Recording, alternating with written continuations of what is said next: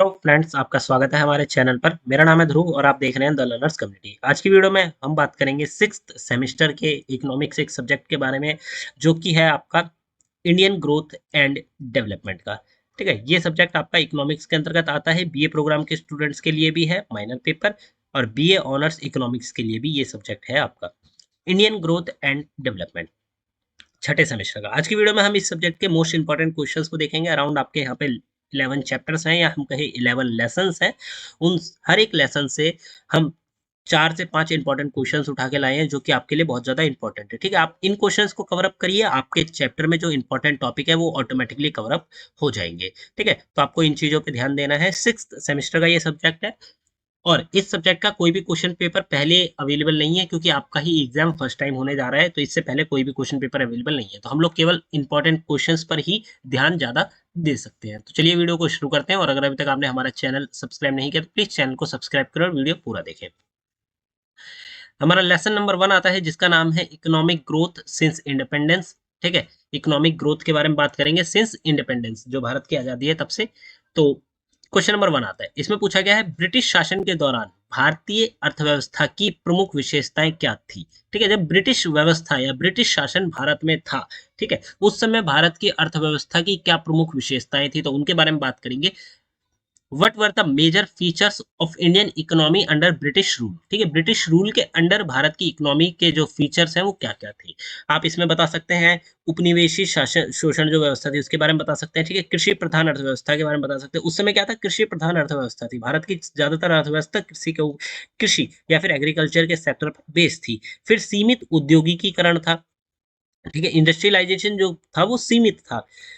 विश्व व्यापार पर निर्भरता, गरीबी जैसी विशेषताओं पर आप इसमें चर्चा कर सकते हैं। क्वेश्चन नंबर 2 आता है, जिसमें पूछा गया है स्वतंत्रता के समय भारत की जनसांख्यिकी मतलब डेमोग्राफिक स्थिति का वर्णन करें। ठीक है, जब स्वतंत्रता का समय था तब भारत की जो जनसांख्यिकी व्यवस्था थी, स्थिति थी, वो आपको यहाँ पे बतानी है। Describe the demographic condition of India in a time of at the time of independence. अब इसमें आप जनसंख्या वृद्धि के बारे में बता सकते हैं, जन्म मृत्यु दर के बारे में बता सकते हैं, जीवन प्रतीक्षा के जो टाइम था वो बता सकते हैं, फिर साक्षरता दर क्या थी भारत में उस समय, कितने व्यक्ति पढ़े लिखे थे, कितने व्यक्ति आप कह सकते हैं कि पढ़े लिखे नहीं थे, वो आप बता सकते हैं। इन सारे पॉइंट्स के बारे में आप इस क्वेश्चन के अंतर्गत एक्सप्लेन कर सकते हैं। क्वेश्चन नंबर 3 आता है, औपनिवेशिक भारत की वाणिज्यिक कृषि नीति का किसानों पर क्या प्रभाव पड़ा।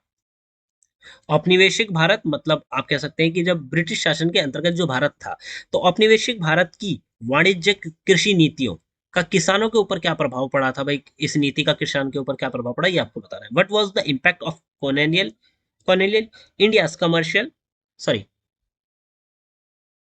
Commercial agriculture policies on farmers. ठीक है, फार्मर्स के ऊपर जो इंडिया कमर्शियल एग्रीकल्चर पॉलिसी आई थी उसके बारे में आपको बता रहे हैं। उत्तर में आप नकदी फसलों के बारे में बता सकते हैं। ठीक है, ऋण जाल मतलब जो एक प्रकार से किसान ऋण लेकर कृषि करते थे, ठीक है, उस चीज के बारे में बता सकते हैं। और किसानों की जो दुर्दशा थी वो आप इसमें स्पष्ट कर सकते हैं, बता सकते हैं। क्वेश्चन नंबर 4 आता है, ब्रिटिश काल में भारत की विदेश व्यापार नीति की भूमिका पर चर्चा कीजिए। ठीक है, ब्रिटिश काल, जब कह सकते हैं कि ब्रिटिश का रूल चल रहा था भारत में, तब भारत की विदेश व्यापार नीति, जो विदेशी व्यापार नीति थी, उसके बारे में आपको यहाँ पे बताना है।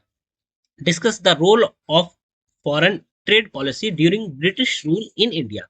ब्रिटिश रूल के दौरान भारत की फॉरेन ट्रेड पॉलिसी किस प्रकार की थी उसके बारे में आपको यहाँ पे बताना है। तो आप बता सकते हैं इसके बारे में कि भाई ब्रिटेन केंद्रित निर्यात, मतलब ब्रिटेन से सारी की सारी चीजें ब्रिटेन से मंगाई जा रही थी भारत के अंतर्गत, क्योंकि ब्रिटेन का ही रूल यहाँ पे चल रहा था। फिर व्यापार असंतुलन और औद्योगिक गिरावट के प्रभावों को भी शामिल कर सकते हैं। ठीक है, व्यापार असंतुलन, व्यापार जो व्यवस्था थी वो असंतुलित थी। ठीक है, और फिर औद्योगिक गिरावट, जो इंडस्ट्रियलाइजेशन का प्रोसेस था, या कहे जो इंडस्ट्रियां थी उसमें गिरावट आ रही थी, कई सारे सेक्टर्स काफी सारे गिर चुके थे। ये सारी चीजें आप बता सकते हैं। क्वेश्चन नंबर 5 आता है, औपनिवेशिक काल में भारत की औद्योगिक पिछड़ापन के कारण का विश्लेषण कीजिए। ठीक है, इंडस्ट्री अंडर डेवलपमेंट का जो प्रोसेस था, ठीक है, भारत का जो औद्योगिक पिछड़ापन का टाइम था, ठीक है, उसके आपको कारण यहाँ पे बताने कि भाई किन कारणों से भारत में जो औपनिवेशिक समय चल रहा था उस समय भारत में औद्योगिक पिछड़ापन क्यों था, वो आपको यहाँ पे बताना है। Analyse the reason behind industrial under development in colonial India. ठीक है, इसमें आप बता सकते हैं कि ब्रिटिश के द्वारा बनाई गई जो नीतियां थी उनके द्वारा अंडर डेवलपमेंट था, फिर पूंजी की कमी थी, कई सारा पैसा जो इन्वेस्टमेंट किया जाना चाहिए था उसकी कमी थी, फिर तकनीकी पिछड़ापन, टेक्नोलॉजी की कमी थी, और विदेशी प्रतिस्पर्धा का उल्लेख इसमें आप कर सकते हैं। देखिए, जो भी हमने चीजें स्टार में कवर अप करी है ना, ये वाला सेक्शन हो गया, ये वाला सेक्शन हो गया, इन चीजों को ना आप अपने आंसर में ऐड कर सकते हैं, हमने इसीलिए इन्हें यहाँ पे लिखा है। आप चाहे तो अपना कंप्लीट आंसर न्यू बना सकते हैं, अदरवाइज आप इन पॉइंट्स को ऐड करिए, आपका जो आंसर है काफी एक प्रकार से कहते हैं कि एक्सप्लेन वर्जन आपका आंसर तैयार होगा। ठीक है, आप कर सकते हैं। लेसन नंबर 2 को देखते हैं, ग्रोथ ग्रोथ अंदर under different policy regimes and assignment of its performance. अब यहाँ पे हम ग्रोथ के बारे में बात करते हैं, तो क्वेश्चन नंबर 1 आता है कि नेहरू काल जो कि था 1950 से 60 का, कि आर्थिक रणनीतिक रणनीतियों और उनके परिणामों का मूल्यांकन कीजिए। ठीक है, यहाँ पे आपको बताना है नेहरू काल जो कि 50 से 60 का था, उस समय आर्थिक रणनीतियां और उनके जो परिणाम निकल के सामने आए थे वो बताना है। Evaluate the economic strategies of a Nehruvian era जो कि था 1950 से 60 का, एंड देयर आउटकम्स, उनके आउटकम्स क्या निकले थे। ठीक है, जो आर्थिक रणनीतियां अपनाई गई थी वो, और उनके अपनाने के बाद जो परिणाम निकल कर आए वो आपको यहाँ पे बतानी है। उस समय भाई पंचवर्षीय योजना अपनाई गई थी, भारी उद्योगों का विकास और सार्वजनिक क्षेत्रों की भूमिका को कवर किया गया था, ये सारी चीजें आप बता सकते हैं। क्वेश्चन नंबर 2 आता है 1991 की आर्थिक सुधारों का भारतीय अर्थव्यवस्था पर क्या प्रभाव पड़ा। ठीक है, 1991 में जो आर्थिक सुधार किए गए थे उस उन चीजों का भारत के अर्थव्यवस्था पर कितना प्रभाव पड़ा, किस प्रकार का प्रभाव पड़ा, ये आपको बताना है। ठीक है, 1991 में उदारीकरण की नीति को अपनाया गया था, निजीकरण का प्रोसेस लाया गया था। ठीक है, और वैश्वीकरण के तहत व्यापार, निवेश और जीडीपी में वृद्धि को समझाए। ठीक है, इन सारी चीजों को आपको यहाँ पे समझ, उदारीकरण को आप बता सकते हैं इस क्वेश्चन के अंतर्गत, निजीकरण, ठीक है, प्राइवेटाइजेशन जो था वो आ गया था, फिर वैश्वीकरण ग्लोबलाइजेशन का प्रोसेस आ गया था कि भाई भारत में अन्य देशों से लोग आकर यहाँ पे मार्केट में, यहाँ की मार्केट को कवर अप कर सकते हैं और यहाँ की मार्केट अन्य देशों में जाके कवर अप कर सकती है। तो ये सारी चीजें की गई थी, तो ये आप कवर कर सकते हैं। क्वेश्चन नंबर 3 आता है 1965 से 1980 के दौरान भारतीय अर्थव्यवस्था को किन चुनौतियों का सामना करना पड़ा था। ठीक है, देखिए यहाँ पे चुनौती इंपॉर्टेंट क्वेश्चन है कि भाई चुनौती से रिलेटेड क्वेश्चन आ सकता है। What were the key challenges faced by the Indian economy between 1965 to 1980। ठीक है, 1980 65 से 80 के बीच में भारत ने जो अर्थव्यवस्था है उसने कौन कौन सी चुनौतियों को फेस किया था, जैसे कि औद्योगिक मंदी आ चुकी थी। ठीक है, फिर कृषि संकट आ चुका था, भुगतान संतुलन समस्याओं को समझाइए, इन सारे पॉइंट को आप कवर कर सकते हैं आंसर में। क्वेश्चन नंबर 4 आता है जिसमें पूछा गया है उदारीकरण जो कि 1991 में था, तो उदारीकरण के बाद भारत की समावेशी विकास इंक्लूसिव ग्रोथ की प्रक्रिया में कौन कौन सी बाधाएं आई थी। ठीक है, उदारीकरण के बाद भारत का जो समावेशी विकास का प्रोसेस था, ठीक है, इंक्लूसिव ग्रोथ थी, तो उस प्रक्रिया में कौन कौन सी बाधाएं सामने आई थी। What were the challenges in India's inclusive growth process after liberalisation. गरीबी आ चुकी थी का, ठीक है, ये समस्याएं थी, असमानता एक समस्या थी या बाधा कहें, फिर बेरोजगारी और क्षेत्रीय विषमताओं को भी आप अपने आंसर में क्या कर सकते हैं, शामिल कर सकते हैं। क्वेश्चन नंबर 5 आता है हाल के वर्षों में डिजिटल परिवर्तन, जो अभी हम कहें कि कुछ ही समय का टाइम है, तो जो डिजिटल परिवर्तन हुआ, डिजिटल ट्रांसफॉर्मेशन हुआ, ने भारतीय अर्थव्यवस्था को कैसे प्रभावित किया है। ठीक है, जो डिजिटल परिवर्तन या डिजिटल ट्रांसफॉर्मेशन हुआ है उसने भारत की जो अर्थव्यवस्था है उसको किस प्रकार से चेंज किया है, उसमें अर्थव्यवस्था को प्रभावित किया है। तो how has digital transformation influenced the Indian economy in recent years, जो रीसेंट ईयर है उनमें, जैसे कि डिजिटल इंडिया का एक आप कह सकते हैं कि वो आया था इनिशिएटिव। ठीक है, स्टार्टअप इंडिया का इनिशिएटिव आया, ई गवर्नेंस आया, फिर वित्तीय समावेशन को आप स्पष्ट कर सकते हैं इस आंसर के अंतर्गत, ये सारी चीजें आप बता सकते हैं। क्वेश्चन नंबर 3 आता है, सॉरी, लेसन नंबर 3 आता है इश्यूज इन एग्रीकल्चर सेक्टर, जो एग्रीकल्चर सेक्टर है उसमें इश्यूज क्या क्या थे उनके बारे में बात करते हैं। क्वेश्चन नंबर 1 आता है हरित क्रांति, ग्रीन रेवोल्यूशन की प्रमुख विशेषताओं और प्रभावों का वर्णन कीजिए। ठीक है, जो हरित क्रांति थी उसकी विशेषताएं क्या थी और उसके क्या प्रभाव पड़े आपको ये बताना है। Describe the main features and impacts of green revolution, features बताने हैं और इम्पैक्ट बताने हैं ग्रीन रेवोल्यूशन के आपको।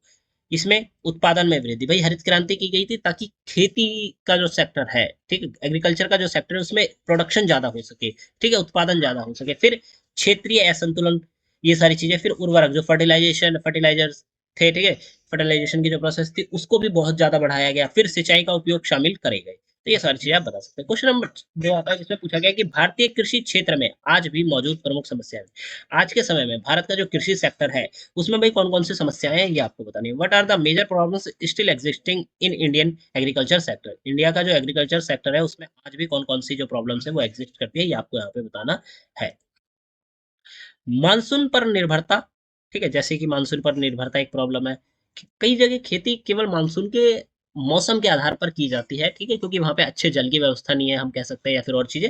फिर भूमि विखंडन एक आप कह सकते हैं कि प्रॉब्लम है। फिर कर्ज और आय स्थिरता पर जांच है, ठीक है, कर्ज, कई सारे किसान कर्ज लेकर खेती करते हैं, और अगर सही प्रकार की खेती नहीं होती तो उनके ऊपर कर्ज चढ़ा रहता है, ठीक है। फिर आय अस्थिर है, मतलब जो आप कह सकते हैं ना इनकम है खेती से, वो अस्थिर है। कोई ऐसा नहीं है कि एक किसान मतलब पूरे साल खेती करके एक लिमिटेड अमाउंट कमा रहा है, कभी कभार वो बहुत कम कमाते हैं, कभी कभार वो ठीक कमा लेते हैं। तो इस प्रकार की चीजें सामने आती है। क्वेश्चन नंबर 3 आता है, भारतीय कृषि को सतत मतलब सस्टेनेबल बनाने के लिए किन उपायों को अपनाया जा रहा है, ठीक है।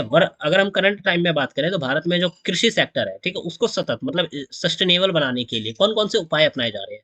What measures are been taken to make Indian agriculture sustainable.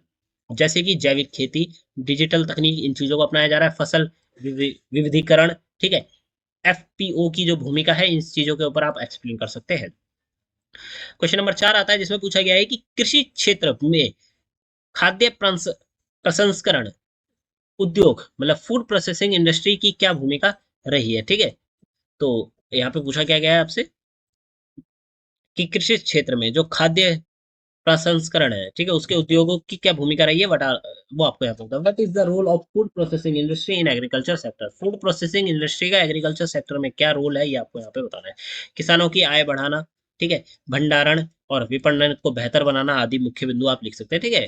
जो फूड प्रोसेसिंग इंडस्ट्री है उसका आप कह सकते हैं कि रोल ये है कि ताकि किसानों की जो आय है, इनकम है, उसको बढ़ाया जा सके, ठीक है। जो प्रोडक्शन हो रहा है उसको भंडारण मतलब उसको इकट्ठा किया जा सके एक जगह, ठीक है, काफी अच्छी मात्रा में भरा जा सके और विपणन किया जा सके। इन सारी चीजों को बेहतर बनाने के लिए food processing industry role play कर रही है अपना। क्वेश्चन नंबर 5 आता है, सरकार द्वारा शुरू की गई प्रमुख कृषि योजनाओं और उनकी प्रासंगिकता पर चर्चा कीजिए, ठीक है। सरकार के द्वारा जो प्रमुख कृषि योजनाएं चालू की गई हैं, वो आपको बतानी है, और उनकी क्या प्रासंगिकता है ये आपको यहाँ पे बतानी है। Discuss the key government schemes introduced for agriculture and their relevance, ठीक है। एग्रीकल्चर के लिए जो गवर्नमेंट स्कीम्स लागू की गई थी वो बतानी है, और उनके रिलेवेंस मतलब वो कितनी प्रासंगिक है ये आपको बतानी है। जैसे पीएम किसान योजना, ठीक है, ई नाम, पीएम कृषि सिंचाई योजना जैसे कार्यक्रमों को लागू किया गया है, उनका उल्लेख आप कर सकते हैं, ठीक है। तो ये आपके 5 इंपॉर्टेंट क्वेश्चन कृषि सेक्टर के लिए हो जाते हैं। अब बात करते हैं लेसन नंबर 4 की, जिसमें पूछा गया इश्यूज इन इंडस्ट्रियल सेक्टर। जो इंडस्ट्रियल सेक्टर है उसमें क्या क्या इशू है, ठीक है। पहला क्वेश्चन आपका बनता है कि नई औद्योगिक नीति 1991 की प्रमुख विशेषताएं और उनके प्रभावों पर चर्चा कीजिए, ठीक है। नई औद्योगिक नीति जो कि 1991 में लाई गई थी, ठीक है, उसकी प्रमुख विशेषताएं और उसके क्या प्रभाव पड़े ये आपको बताना है। Discuss the key features and impacts of new industrial policy of 1991। 1991 में जो न्यू इंडस्ट्रियल पॉलिसी लाई गई उसके बारे में बताया, जैसे निजीकरण, लाइसेंस राज की समाप्ति, ठीक है, और विदेशी निवेश और प्रतिस्पर्धा को शामिल करा गया था। तो ये सारी चीजें आप बता सकते हैं। क्वेश्चन नंबर 2 आता है, उत्पादन से जुड़ी प्रोत्साहन योजना पीएलआई स्कीम का महत्व क्या है, ठीक है। उत्पादन से जुड़ी जो प्रोत्साहन योजना है वो आपको यहाँ पे बतानी है। What is the significance of production linked incentive, production link incentive scheme, ये आपको यहाँ पे बताना है। निर्यात को बढ़ाना, विनिर्माण क्षेत्र को मजबूत करना, रोजगार सृजन के पहलुओं को स्पष्ट करना, ये सारी चीजें आप बता सकते हैं। क्वेश्चन नंबर 3 आता है, भारत में एमएसएमई क्षेत्र को किन चुनौतियों का सामना कर रहा है, ठीक है। भारत में जो एमएसएमई का सेक्टर है, ठीक है, वो किन चुनौतियों का सामना कर रहा है वो आपको बताना है। What are the major challenges faced by the MSME sector in India, ठीक है। ऋण की उपलब्धता मतलब लोन की, एमएसएमई का मतलब छोटे आप कह सकते हैं बिजनेसेस। तो जो एमएसएमई सेक्टर है उसमें भाई लोन की उपलब्धता एक कमी है भारत में। आपको अगर कुछ एमएसएमई के थ्रू करना है, ठीक है, तो आपको क्या करना, लोन लेने के लिए आपको काफी ज्यादा चीजें हैं वो करनी पड़ती है। ऋण की उपलब्धता के बारे में बात कर रहे हैं, चुनौती है एक ऋण लेना, ठीक है। फिर प्रौद्योगिकी की कमी, टेक्नोलॉजी की कमी है। फिर बाजार तक पहुंचो के विषय के पर आप चर्चा कर सकते हैं इन सब्जेक्ट के अंदर, क्वेश्चन के अंतर्गत। क्वेश्चन नंबर 4 आता है, औद्योगिक विकास में अनुसंधान एवं विकास मतलब रिसर्च एंड डेवलपमेंट, निवेश, आर एंड डी का क्या महत्व है, ठीक है। अनुसंधान और जो विकास है उसका क्या महत्व है भारत में औद्योगिक विकास के सेक्टर में। तो उसमें what is the importance of R and D investment in industrial development. तो गुणवत्ता, नवाचार, उत्पादकता, वैश्विक प्रतिस्पर्धा पर आप क्या कर सकते हैं, प्रकाश डाल सकते हैं, इन चीजों का एक्सप्लेन कर सकते हैं। क्वेश्चन नंबर 5 आता है, भारत में पूर्व समय में औद्योगिकीकरण, ठीक है, प्रीमेच्योर डी इंडस्ट्रियलाइजेशन की धारणा का मूल्यांकन कीजिए, ठीक है। भारत में जो पूर्व समय औद्योगिकीकरण था उसकी धारणा के ऊपर आपको बताना है। Evaluate the concept of premature deindustrialisation in India. औद्योगिक योगदान में गिरावट, सेवा क्षेत्र का वर्चस्व और रोजगार के संकट, इन टॉपिक्स के ऊपर आप चर्चा कर सकते हैं अपने आंसर के अंतर्गत। आपका लेसन नंबर 5 आता है इश्यूज इन सर्विस सेक्टर। जो सर्विस सेक्टर है उसमें क्या इश्यूज है, ठीक है। तो सेवा सेक्टर की हम यहाँ पे बात कर रहे हैं। तो पहला क्वेश्चन बनता है कि भारत में सेवा क्षेत्र की प्रमुख श्रेणियां क्या है और उनका वर्तमान योगदान क्या है, ठीक है। भारत में जो सेवा क्षेत्र है उसकी श्रेणियां क्या है, ठीक है, और उसका वर्तमान में क्या योगदान रहा है ये आपको बताना है। What are the key components of Indian service sector and their current contribution, उनका करंट कंट्रीब्यूशन क्या है, ठीक है, और उनके कंपोनेंट्स क्या है ये आपको यहाँ पे बताना है, ठीक है। आईटी, पर्यटन, स्वास्थ्य, शिक्षा, व्यापार जैसे क्षेत्रों में इनका योगदान है। जीडीपी में भागीदारी आप बता सकते हैं। क्वेश्चन नंबर 2 आता है आर्थिक सुधार, जो कि 1990 के बाद आर्थिक सुधारों 1990 के बाद सेवा क्षेत्र में क्या बदलाव आया था, ठीक है। But changes occurred in a service sector after 1990s economic reform, ठीक है। 1990 में जो इकोनॉमिक रिफॉर्म हुई थी उसके बाद जो सेवा सेक्टर है या हम कहें सर्विस सेक्टर है उसकी क्या उसमें चेंजेस आए थे वो आपको बताना है। जैसे आउटसोर्सिंग शुरू हो चुकी थी, ठीक है।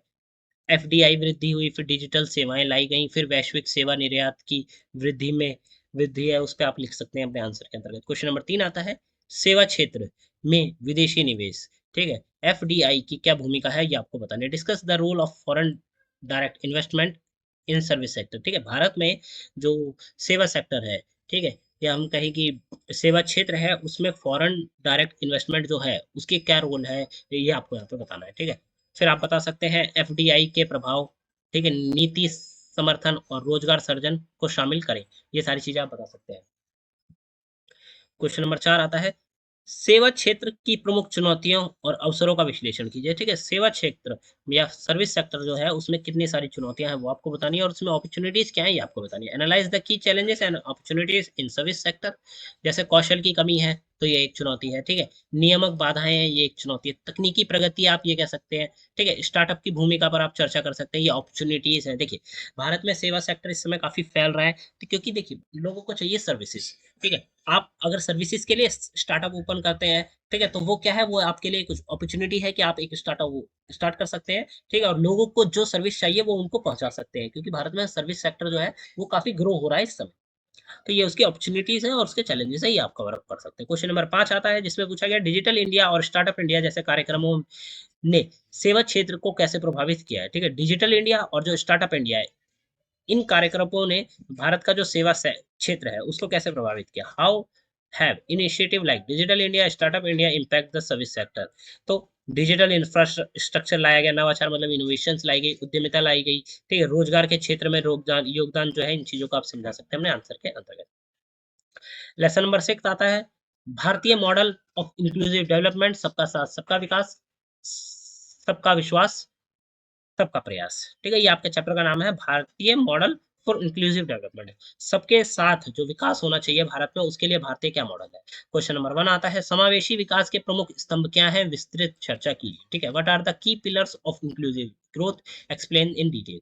आपको डिटेल में एक्सप्लेन करना है कि भारत में जो समावेशी विकास है उसके क्या क्या स्तंभ है, जैसे कि छात्र छात्र को शिक्षा, ठीक है, स्वास्थ्य सेक्टर हो गया, फिर वित्तीय समावेशन हो गया, महिला सशक्तिकरण हो गया, और पंचायती राज की भूमिका, इन चीजों पे आप चर्चा कर सकते हैं। ये सब इंक्लूसिव ग्रोथ के क्या है, पिलर्स है। क्वेश्चन नंबर 2 आता है जिसमें पूछा गया है कि भारत की समावेशी विकास रणनीति में सरकार की प्रमुख नीतियां कौन कौन सी हैं। भारत की जो समावेशी विकास की रणनीति है उसमें सरकार की क्या नीतियां है, सरकार ने कौन कौन सी नीतियां लाई थी वो आपको बतानी है। What are the major government policies under India inclusive development strategies. तो इसमें आपका इन स्ट्रेटजीज के बारे में बता सकते हैं, जैसे कि skill India, digital India, PMJDY, ठीक है। ये सारी जो पॉलिसीज हैं ये सारी गवर्नमेंट के द्वारा लाई गई स्कीम्स थी, इनको आप यहाँ पे क्या कर सकते हैं, एक्सप्लेन कर सकते हैं। फिर आता है ग्रीन ग्रोथ की अवधारणा क्या है और यह समावेशी विकास से कैसे जुड़ी है, ठीक है। ग्रीन ग्रोथ एक इंपॉर्टेंट टॉपिक है, आप इसको कवर करके जाइए। तो ग्रीन ग्रोथ की जो अवधारणा है वो क्या है और वो समावेशी विकास इंक्लूसिव ग्रोथ से किस प्रकार जुड़ी हुई है। What is the concept of green growth and how it links inclusive development से। तो विद्यार्थियों को ग्रीन ऊर्जा, सतत कृषि और पर्यावरण संरक्षण कार्यक्रमों को समावेशी विकास से जोड़कर समझाना होगा, ठीक है। आपको ग्रीन ऊर्जा के बारे में बताना होगा, सतत विकास सतत कृषि सस्टेनेबल एग्रीकल्चर सेक्टर के बारे में बताना होगा, ठीक है। फिर पर्यावरण संरक्षण के जो कार्यक्रम है उनको आपको समावेशी विकास के साथ जोड़ना होगा। तो ये आपका हो जाता है। क्वेश्चन नंबर 4 आता है जिसमें पूछा गया है समावेशी विकास में पीआरआई पंचायती राज संस्थाओं की क्या भूमिका है ये आपको बतानी है। ठीक है, discuss the role of Panchayati Raj institution inclusive growth. Inclusive growth के अंतर्गत पंचायती राज जो इंस्टीट्यूशन है उनका क्या रोल है ये आपको बताना है। जैसे स्थानीय प्रशासन हो गया, पंचायती राज के अंतर्गत आता है। ठीक है, निर्णय में भागीदारी और संसाधनों के विकेंद्रीकरण पर ध्यान दें, ये सारी चीजें आप बता सकते हैं। क्वेश्चन नंबर 5 आता है जिसमें पूछा गया है भारत में समावेशी विकास को लेकर क्या प्रमुख चुनौतियां। ठीक है, भारत में जो समावेशी विकास है उसको लेकर कौन कौन सी चुनौतियां लोगों को सामना करने पड़ती है, उन चुनौतियों का। What are the major challenges of inclusive development in India. ठीक है, इंडिया में जो इंक्लूसिव डेवलपमेंट है उसके लिए कौन कौन से मेजर चैलेंजेस है वो आपको बता दें। क्षेत्रीय विषमताएं, शिक्षा असमानताएं, बेरोजगारी, सामाजिक बहिष्करण, ये जो बातें हैं इनको आप अपने आंसर में ऐड कर सकते हैं। लेसन नंबर 7 आता है जिसका नाम है evaluation of micro economics frameworks in Indian economy and its impact. ठीक है, क्वेश्चन नंबर 1 आता है इस चैप्टर से आपका स्वतंत्रता के बाद भारत में माइक्रो इकोनॉमिक नीति की प्रगति का मूल्यांकन कीजिए। ठीक है, भारत की स्वतंत्रता के बाद या स्वतंत्रता के बाद जो भारत में माइक्रो इकोनॉमिक नीतियां लाई गई थी उनके बारे में आपको बताना है। Evaluate the evaluation of micro economic policy in Indian post independence. ठीक है, आप इसमें बता सकते हैं छात्रों को आईएसआई की रणनीति के बारे में बता सकते हैं। 1991 के बाद एलपीजी सुधार और हाल की नीतियों पर आप क्या कर सकते हैं, चर्चा कर सकते हैं। क्वेश्चन नंबर 2 आता है 1991 की आर्थिक सुधारों ने भारतीय अर्थव्यवस्था को किस प्रकार प्रभावित किया, आपको ये बताना है। 1991 के जो आर्थिक सुधार थे उसने भारत की जो अर्थव्यवस्था है उसको किस प्रकार से प्रभावित किया, उस पर इम्पैक्ट डाला था। ठीक है, how did the 1991 economic reform impact the Indian economy. इसमें आप विदेशी उदारीकरण के बारे में बता सकते हैं, विदेशी निवेश के बारे में बता सकते हैं, फिर वैश्वीकरण की प्रक्रिया के बारे में आप बता सकते हैं। क्वेश्चन नंबर 3 आता है हाल के वर्षों में कौन कौन सी माइक्रो इकोनॉमिक सुधार है लागू किए गए थे। ठीक है, अभी हम बात करें करंट टाइम में तो कौन कौन से जो माइक्रो इकोनॉमिक सुधार है या रिफॉर्म्स हैं वो लागू किए गए थे वो आपको बताना है। What recent micro economic reforms have been introduced. GST, IBC और आत्मनिर्भर भारत जैसी योजनाएं हैं ये लाई गई थी ताकि भारत में क्या हो सके, सुधार किया जा सके आर्थिक रूप से। क्वेश्चन नंबर 4 आता है जिसमें पूछा गया है कोविड-19 महामारी के दौरान अपनाई गई माइक्रो इकोनॉमिक रणनीतियों की समीक्षा आपको करनी है। ठीक है, क्रिटिकली रिव्यू करना है माइक्रो इकोनॉमिक स्ट्रेटेजीज जो कि कोविड-19 के दौरान अपनाई गई थी। ठीक है, जैसे पैकेज, राजकोषीय प्रोत्साहन और आपूर्ति श्रृंखला की जो स्थिरता है, इन चीजों को अपनाया गया था, इन चीजों के बारे में आप बात कर सकते हैं। क्वेश्चन नंबर 5 आता है माइक्रो इकोनॉमिक नीतियों का सामाजिक कल्याण और समावेशी विकास पर क्या प्रभाव पड़ा है। ठीक है, माइक्रो इकोनॉमिक जो नीतियां थी उनका सामाजिक कल्याण पर और जो समावेशी विकास है उस पर क्या प्रभाव पड़ा। What has been the impact of micro economic policies on a social welfare and inclusive growth. तो गरीबी के लिए योजनाएं लाई गई थी। ठीक है, सामाजिक सुरक्षा और बजटीय आवंटन को कवर किया गया था। तो ये सारी चीजें आप बता सकते हैं। आपका लेसन नंबर 8 आता है जिसके अंतर्गत पूछा गया evaluation of fiscal policy and its impact on Indian economy. ठीक है, पहला क्वेश्चन आता है भारत में राजकोषीय नीति के विकास की ऐतिहासिक यात्रा का वर्णन कीजिए। ठीक है, भारत में जो राजकोषीय नीति थी, राजकोष से रिलेटेड जो नीतियां थी उनका विकास किस प्रकार से हुआ इतिहास में, ये आपको यहाँ पे बताना है। Describe the historical revolution of fiscal policy in India. ठीक है, छात्रों इसमें बता सकते हो आप 1950 से लेकर एफआरबीएम एक्ट 2003 और हाल की नीतियों पर आप क्या कर सकते हैं, चर्चा कर सकते हैं, उनके बारे में आप बता सकते हैं, उन पे चरण शामिल है। क्वेश्चन नंबर 2 आता है राजकोषीय घाटा क्या होता है और इसके आर्थिक प्रभाव क्या है, आपको ये बताना है। ठीक है, राजकोषीय घाटा क्या होता है और उसके आर्थिक प्रभाव क्या पड़ते हैं हमारी इकोनॉमी है उसके ऊपर, ये आपको बताना है। तो परिभाषा में आप जीडीपी के अनुपात के बारे में बता सकते हैं। ठीक है, कर्ज के भार के साथ विकास का प्रभाव शामिल है। ठीक है, विकास पर जो प्रभाव है वो शामिल है, तो ये आप बता सकते हैं। एफआरबीएम अधिनियम 2003 का उद्देश्य और उसकी प्रासंगिकता क्या है, आपको ये बतानी है। What is the objective of relevance of FRBM act 2003, ये आप बता सकते हैं। इसके अंतर्गत आप क्या लिख सकते हैं, उत्तर में आप अनुशासित खर्च के ऊपर बात कर सकते हैं। ठीक है, पारदर्शिता और राजकोषीय संतुलन के ऊपर आप बात कर सकते हैं। क्वेश्चन नंबर 4 आता है भारत की समावेशी विकास रणनीति में वित्तीय नीतियों की भूमिका पर चर्चा कीजिए। ठीक है, भारत की जो समावेशी विकास की रणनीति है, ठीक है, सबका एक साथ विकास, तो जो समावेशी विकास की रणनीति है उसमें वित्तीय नीतियों की क्या भूमिका है वो आपको बताना। Discuss the role of fiscal policies physical policies in India's inclusive development strategy. इसके अंतर्गत आप टैक्स की नीतियों के बारे में बात कर सकते हैं, सार्वजनिक व्यय, ठीक है, ग्रुप ऑफ पीपल जो व्यय करते हैं उसके बारे में बात कर सकते हैं सार्वजनिक। फिर सामाजिक योजनाओं को जोड़े, ये सारी चीजें आप इसमें जोड़ सकते हैं। सामाजिक योजनाएं जो बनाई गई थी, ठीक है, लागू की गई, उनके बारे में आप बात कर सकते हैं। क्वेश्चन नंबर 5 आता है, बजट प्रक्रिया और वित्तीय उत्तरदायित्व के संबंध में सुधारों का विश्लेषण कीजिए। ठीक है, बजट की प्रक्रिया और वित्तीय उत्तरदायित्व का जो संबंध है उसमें सुधारों की विश्लेषण करना है। Analyse the reform of related to budgeting and financial accountability, इन चीजों के बारे में बात करनी है। ठीक है, छात्र को जीएसटी, जीरो बेस्ड बजटिंग, फिर डिजिटल बजट, ये सारी चीजें आप इसमें बात कर सकते हैं। आपका लेसन नंबर 9 आता है, evaluation of financial and monetary policies and there impact. Financial and monetary जो पॉलिसीज थी और उनके क्या इम्पैक्ट पड़े उसके बारे में बात करते हैं। क्वेश्चन नंबर 1 आता है, भारतीय मौद्रिक नीति और ऐतिहासिक विकास का वर्तमान स्वरूप क्या है। ठीक है, भारतीय मौद्रिक नीति और जो उसका ऐतिहासिक विकास और वर्तमान रूप क्या है ये आपको बताना। What is the historical evaluation and current framework of India's monetary policy. तो इसमें आरबीआई के बारे में बात कर सकते हैं। 2016 की मुद्रास्फीति लक्ष्य प्रणाली और मौद्रिक नीति सीमित समिति की जो भूमिका है, इस चीज को आप अपने आंसर में कवर कर सकते हैं। फिर क्वेश्चन नंबर 2 आता है, मौद्रिक नीति और वित्तीय नीति के बीच में संबंध को स्पष्ट कीजिए। ठीक है, मौद्रिक नीति और जो वित्तीय नीति है, ये एक इंपॉर्टेंट क्वेश्चन है। ठीक है, कि मौद्रिक नीति और जो वित्तीय नीति है उसके संबंध आपको यहाँ पे बताने हैं, उनके बीच में क्या संबंध है। Explain the relationship between monetary and financial policies. तो इसमें पूंजी प्रवाह के बारे में आप बात कर सकते हैं, इनके बीच में पूंजी प्रवाह को लेकर संबंध है, ब्याज दर को लेकर संबंध है, मुद्रास्फीति और क्रेडिट नियंत्रण के माध्यम से आपसी प्रभाव आप बता सकते हैं। क्वेश्चन नंबर 3 आता है, रिजर्व बैंक की भूमिका मौद्रिक स्थिति सुनिश्चित करने में किस प्रकार है। ठीक है, जो रिजर्व बैंक ऑफ इंडिया है या रिजर्व बैंक है, ठीक है, उसकी क्या भूमिका है मौद्रिक स्थिति को सुनिश्चित करने में, ये आपको यहाँ बताया। What is the role of RBI in ensuring monetary stability. ठीक है, रेपो रेट के बारे में, सी आर आर के बारे में, एसएलआर के बारे में, ओएमओस के बारे में आप बात कर सकते हैं। ठीक है, ये जो टूल है इनका आप यूज करके एक्सप्लेन कर सकते हैं। क्वेश्चन नंबर 4 आता है, कोविड-19 के दौरान आरबीआई द्वारा अपनाए गए औपचारिक मौद्रिक उपकरणों का समीक्षा कीजिए। ठीक है, आरबीआई के द्वारा जो अपनाए गए औपचारिक मौद्रिक उपकरण थे उनके बारे में आपको यहाँ पे बात करनी है। Review the unconventional monetary tools used by RBI in during 1990 कोविड-19। ठीक है, ऑपरेशन ट्विस्ट, फिर मॉनिटरम, फिर फॉरवर्ड गाइडेंस जैसे जो टूल्स हैं इनको आप समझा सकते हैं, इनके बारे में बात कर सकते हैं। क्वेश्चन नंबर 5 आता है, मुद्रास्फीति लक्ष्य निर्धारण, इन्फ्लेशन टारगेटिंग की रणनीति कितनी प्रभावी रही है। ठीक है, मुद्रास्फीति जो लक्ष्य निर्धारण है, मतलब इन्फ्लेशन की जो टारगेटिंग है, ठीक है, उसकी रणनीति कितनी प्रभावी रही है इसके बारे में बात करना। How effects has been inflation targeting strategies in India. तो इसमें छात्र क्या लिख सकते हैं, छात्र को इसमें फायदे, सीमाएं, उपभोक्ता मूल्य सूचांक, इन सारी चीजों के बारे में आप बात कर सकते हैं।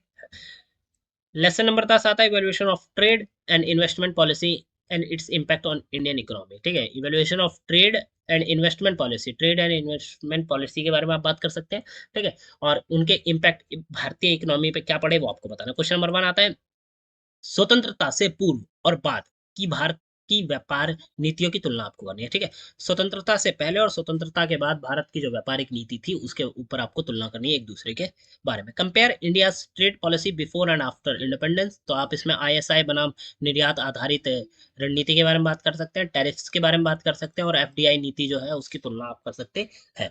क्वेश्चन नंबर 2 आता है, 1991 के सुधारों ने भारत की विदेश व्यापार नीति को कैसे प्रभावित किया। ठीक है, 1991 में जब उदारीकरण की नीति अपनाई गई तो उस समय जो विदेशी व्यापार थी उसको किस प्रकार से प्रभावित किया था, 1991 के जो सुधार थे उन्होंने। How did the 1991 reform impact India's foreign trade policy. व्यापार उदारीकरण के बारे में आप बात कर सकते हैं। ठीक है, निर्यात संवर्धन, फिर डब्ल्यूटीओ सदस्यता पर प्रभाव बताइए। तो ये सारी चीजें आप बात कर सकते हैं। फिर क्वेश्चन नंबर 3 आता है, एफडीआई और एफपीआई नीतियों का भारत की अर्थव्यवस्था पर क्या प्रभाव पड़ा। ठीक है, एफडीआई और एफपीआई की जो नीतियां थी उनका भारत की अर्थव्यवस्था पर क्या प्रभाव पड़ा आपको ये बताना। What is the impact of FDI FPI policies on Indian economy. तकनीकी स्थानांतरण, रोजगार, भुगतान संतुलन के योगदान को आप कवर कर सकते हैं इस क्वेश्चन के अंदर। क्वेश्चन नंबर 4 आता है जिसमें पूछा गया है कि भारत की नवीनतम विदेश व्यापार नीति 2023 की प्रमुख विशेषताएं बताइए। ठीक है, भारत की जो करंट में विदेशी व्यापार नीति है, बिल्कुल न्यू न्यू, ठीक है, 2023 की, तो उसकी विशेषताएं आपको यहाँ पे बतानी। What are the key features of India latest foreign policy 2023? डीईएच, ई कॉमर्स, एक्सपोर्ट, सेवा क्षेत्र के प्रोत्साहन का उल्लेख करें। ये सारी चीजें आप बता सकते हैं। क्वेश्चन नंबर 5 आता है, भारत की विदेश नीति की वैश्विक प्रतिस्पर्धा पर भूमिका पर चर्चा कीजिए। ठीक है, भारत की जो विदेश नीति है उसका वैश्विक मतलब ग्लोबल कंपटीशन, ग्लोबली कंपटीशन है उसकी आपको जो भूमिका है वो आपको यहाँ बताइए। Discuss the role of Indian investment policy in Indian in global competition, ease of doing business, make in India, logistic सुधारों में शामिल किया गया। तो ये सारी चीजें आप बता सकते हैं। ठीक है, आपका आखिरी लेसन आता है 5 ईयर प्लान, जो 5 साल की योजनाएं थी, पंचवर्षीय योजना, उसके बारे में हम बात करते हैं। क्वेश्चन नंबर 1 आता है, पंचवर्षीय योजना के माध्यम से भारत की आर्थिक विकास की रणनीति की व्याख्या करें। ठीक है, पंचवर्षीय जो योजना थी उसके माध्यम से भारत का जो आर्थिक विकास की रणनीति थी उसको आपको बताना है। Explain India's economic growth strategy through 5 year plan. ठीक है, इसमें आप योजना आयोग के बारे में बात कर सकते हैं। ठीक है, प्रथम से 12वीं योजना की उपलब्धि के बारे में आप बता सकते हैं। क्वेश्चन नंबर 2 आता है, 11वीं और 12वीं योजनाओं में समावेशी विकास की प्राथमिकताओं का विश्लेषण कीजिए। ठीक है, 11वीं और जो 12वीं योजनाएं थी उसमें समावेशी विकास की जो प्राथमिकताएं हैं उसके बारे में बताना है। Analyse the priorities of inclusive growth in 11th and 12th plans. स्वास्थ्य के ऊपर बात की गई थी, शिक्षा क्षेत्र के ऊपर ज्यादा ध्यान दिया गया था, सामाजिक सुरक्षा योजनाओं से जुड़े जो चीजें हैं वो उन पर बात की गई थी। क्वेश्चन नंबर 3 आता है, भारत में पंचवर्षीय योजनाओं की असफलताओं और उनकी आलोचना पर चर्चा कीजिए। ठीक है, भारत में पंचवर्षीय योजनाएं थी, उनकी असफलताओं के बारे में आप बात करनी है। ठीक है, और उनकी आलोचनाओं के ऊपर आप बात करें। Discuss the failure and criticism on 5 year plan in India. लक्ष्य और उपलब्धि में अंतर, क्रियान्वयन की असफलता और संसाधनों की सीमाएं, इन टॉपिक्स के ऊपर आप बात कर सकते हैं। क्वेश्चन नंबर 4 आता है, योजना आयोग से नीति आयोग की ओर संस्करण का महत्व समझाइए। ठीक है, पहले योजना आयोग था, फिर नीति आयोग हो गया, तो जो इसका एक ट्रांसफॉर्मेशन हुआ है, ठीक है, ट्रांजिशन हुआ है, उसके ऊपर आपको बात करनी है। Explain the significance of transition from planning commission to NITI Aayog, इसके ऊपर बात करनी है। भारत में सहकारी संघवाद के ऊपर, फिर डेटा आधारित नीतियां और लचीलेपन जो प्रमुख बिंदु है इनके ऊपर आप बात कर सकते हैं। क्वेश्चन नंबर 5 आता है, पंचवर्षीय योजनाओं ने भारत के सामाजिक क्षेत्र जैसे कि स्वास्थ्य, शिक्षा और गरीबी पर क्या प्रभाव डाला, आपको ये बताना है। ठीक है, स्वास्थ्य क्षेत्र पर क्या प्रभाव डाला, शिक्षा के क्षेत्र पर, और फिर गरीबी के क्षेत्र पर क्या प्रभाव डाला, ये आपको बताओ। What has been the impact of 5 year plan on India social sector. मानव सूचांक, मानव विकास सूचांक, फिर साक्षरता दर के ऊपर काफी प्रभाव पड़ा। ठीक है, गरीबी दर जो है उसके ऊपर प्रभाव पड़ा, उसमें चेंजेस आए। तो ये सारी चीजें आपको कवर करनी है। यहाँ पे आपका जो कंप्लीट बुक है वो के इंपॉर्टेंट क्वेश्चंस यहाँ पे कंप्लीट हो जाते हैं। ठीक है, हमने सारे के सारे हर एक यूनिट से अराउंड 11 यूनिट्स 11 चैप्टर्स से हमने आपके इंपॉर्टेंट क्वेश्चंस लाए। आप इन क्वेश्चंस को प्रिपेयर करके जाइए, आपको पूरी बुक में और कुछ ज्यादा चीजों की पढ़ने की जरूरत नहीं है। इन क्वेश्चंस को प्रिपेयर करके जाइए, इनसे रिलेटेड या अगर डायरेक्ट यही पूछे जाते हैं तो आप इजिली आंसर बना के लिख पाएंगे। आपको एक एक चैप्टर को बहुत ज्यादा ध्यान से पढ़ने की जरूरत नहीं है। ठीक है, ये क्वेश्चंस आपकी पूरी बुक को पढ़कर उसमें से इंपॉर्टेंट क्वेश्चंस को निकाले गए। आपको वीडियो कैसी लगी आप हमें जरूर बताएं। आप हमारे साथ इंस्टाग्राम पे जुड़ सकते हैं, लिंक आपको डिस्क्रिप्शन बॉक्स में मिल जाएगी। हमारे टेलीग्राम के 2 ग्रुप्स अवेलेबल है, लिंक आपको डिस्क्रिप्शन बॉक्स में मिल जाएगी। आप उस पर जाके जुड़िए, आपका कोई भी डाउट हो डायरेक्टली आप हम लोगों से पूछिए। चैनल को सब्सक्राइब कर लीजिए अपकमिंग वीडियोस के लिए, बहुत इंपॉर्टेंट वीडियोस आने वाली है आपके लिए। ठीक है, आपके हर एक सब्जेक्ट के जो इंपॉर्टेंट क्वेश्चन है वो हम लोग आपको ला के यहाँ पे देंगे, तो आपकी हेल्प होती रहेगी। ऐप, हमारे ऐप का नाम है द लर्नर्स कम्युनिटी DUSL। आप जाइए, ऐप को डाउनलोड करिए। ऐप पर आपको क्वेश्चन पेपर्स मिल जाएंगे। छठे सेमेस्टर के तो अभी अवेलेबल नहीं है, पर जितना जल्दी हो सकेगा हम अवेलेबल करा देंगे। साथ के साथ आपको नोट्स मिल जाएंगे छठे सेमेस्टर के, वो आपकी हेल्प करेंगे। हमने कई सब्जेक्ट्स के नोट्स अवेलेबल करा दिए हैं। ठीक है, साथ के साथ हम इंपॉर्टेंट क्वेश्चंस भी वहाँ पे अवेलेबल करा रहे हैं। तो जाइए चेकआउट करिए हमारे ऐप को। ये रहा हमारे ऐप के बारे में बाकी डिटेल्स है, आप देख सकते हैं। ऐप में आपको कई सारे मिल जाएंगे। एक स्टूडेंट पोर्टल का सेक्शन मिलता है जिसमें आपको ये सारी सर्विसेज और इससे ज्यादा चीजें आपको वहाँ देखने को मिलेंगी। आपको कहीं भी इधर उधर जाने की जरूरत नहीं है। ठीक है, तो मिलते हैं अगली वीडियो में। Thanks for visiting on my channel guys.